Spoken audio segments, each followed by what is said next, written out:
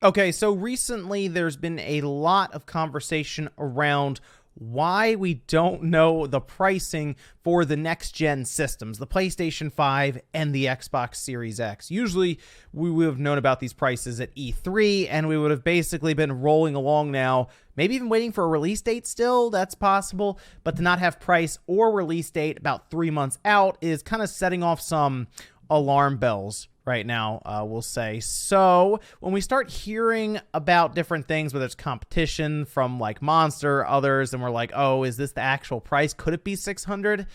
Yeah, that is sparking quite the conversation online. But now we're getting a bit more information about what is inside the Xbox Series X. And I have to say, that $600 price, as crazy as it sounds to say that right now, right, and maybe even see it on paper at $599.9, is not as unlikely as I had originally thought, okay? So there is still a possibility, I want to say, that Microsoft could just take a loss on the system and like they want it to be 500 and that's just the way it is.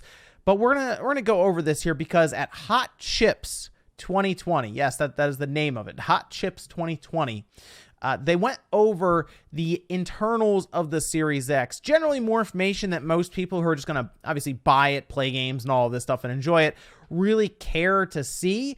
But I still thought it'd be interesting to go over it here and point out one of the big parts that I thought was fascinating to a degree is to show how far we've come in like 7 or 8 years now with the original VCR Xbox One to now coming up on the Series X. Guys, if you enjoyed the video, make sure you like it on the way out. It does help out a ton. And if you're new here, subscribe down below as we head towards next gen later on this year. There's going to be a lot of fun stuff still coming out, I'll say. So let's jump over here because there were a series of slides. There's only a few I really want to focus on because some of the other ones I think just gets to the point where people aren't really going to care as much. And it's certainly more designed towards people who will be developing on this hardware and wanted to know a bit more information, kind of like Mark Cerny's deep dive into the PlayStation 5 where he spent, like 20 minutes on people's earlobes. But this is the Xbox Series X system architecture, and there are a few things we can draw here specifically about like what the CPU could be based on as an example. But let's go through here because you can see the 3.8 gigahertz Zen 2 server class CPU cores. That's great. DirectX ray tracing, variable rate shading. These are all things we already went over. But machine learning acceleration could have something to do with possibly upscaling images. So maybe they'll come out with their own upscaling technique similar to what NVIDIA has with DLSS. AMD, I think, has one now, but it's not as good. It's certainly not as marketed as DLSS at all, and it's not as good. But to see that they will have machine learning acceleration built in and kind of ready to go, I think there could be a chance that there won't be a mid-gen refresh for these systems in particular if they have something like that ready to go, because then they could just do machine learning acceleration upscale to 8K, as it is capable of doing 8K 60. So that's good to see there. But they had a bunch of bullet points here just to kind of go over the summary of what we're going to see. However, they did show us the entire GPU with a die shot, you can see. And let me ask you this. What sticks out to you immediately here? Because it should be the GPU. The GPU takes up 47% of this chip. It's nearly half of the entire chip. Obviously, most times these chips in these systems, because we get one chip on the board, you'll have a bunch of RAM surrounding it. You'll probably have like a South bridge to help out with IO, right? Or different things there, power management even. But these systems are generally very GPU heavy. That's where the majority of the chip goes. But we can see we have the 8 different cores there, kind of in 2 different clusters. And we do have a bit more information about those CPU cores. We know there's N2, but I was trying to figure out what it could be based on. Is there like a closest processor to it, for example? And I think we might have it, but I mean, we can just see a die shot of the overall chip won't do much for gamers, obviously. It's interesting to see inside of it. You can go through and count all the CUs and all of this. But let's then also move over here where we can see our Zen 2 cores as 2 different clusters, and we do see that it has 2 4 megabyte L3 cache, which for a lot of people right now, there is speculation that it is based on Renoir, which was kind of their mobile APU that I believe was introduced in April from AMD, and that would still be, while it's not like one of their desktop CPUs with like 32 megabytes or something of L3 cache, that's still plenty, I think, for a game console. It's going to do other things, obviously, but we're not like running Windows with like 18 Chrome tabs or like, all these crazy things. We're not rendering full video, and like a lot of things that the CPU could use cache for probably wouldn't have been utilized in a console necessarily.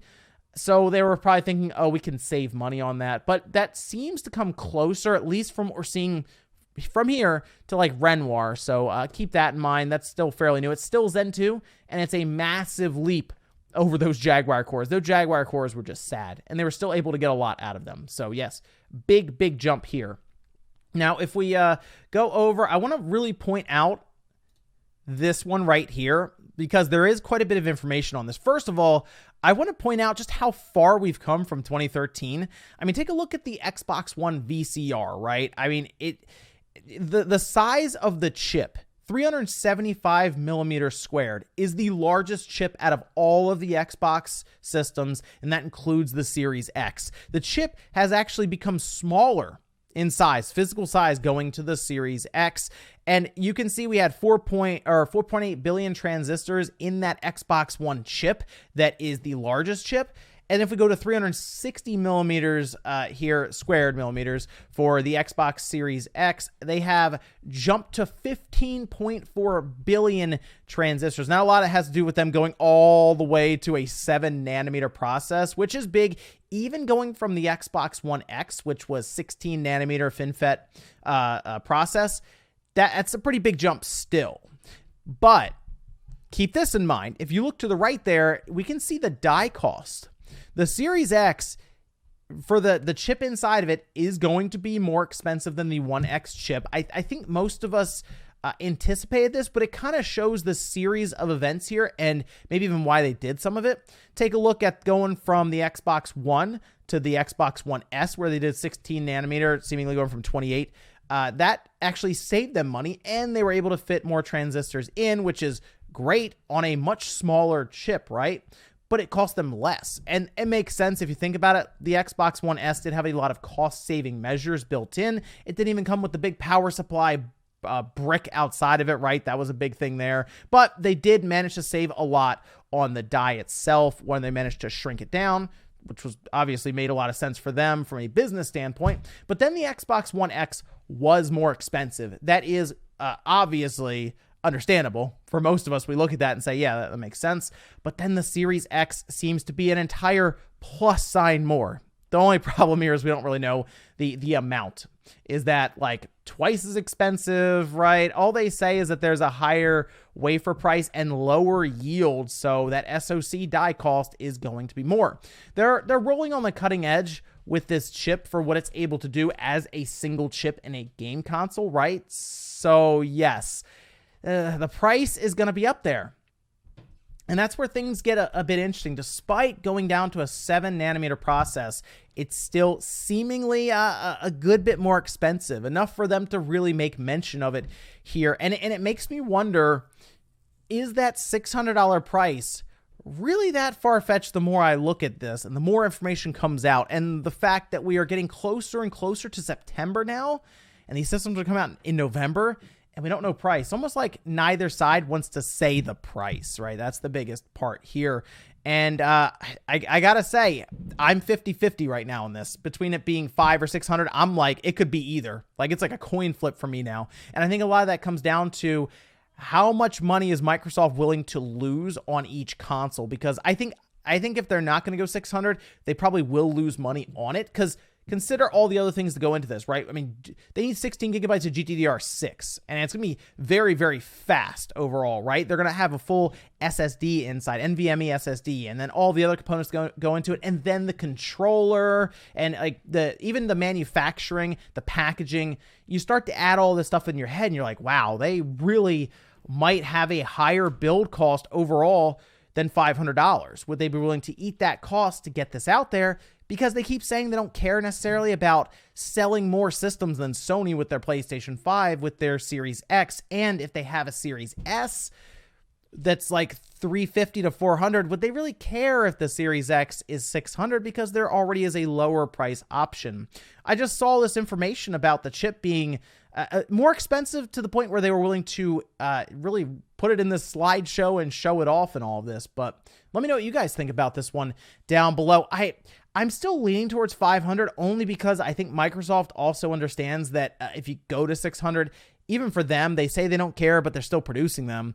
It would be a bit harder to sell, especially without something like Halo Infinite this holiday. Thanks, guys, for watching. Make sure you like the video on the way out if you enjoyed it. Dislike it if not, and I'll see you next time.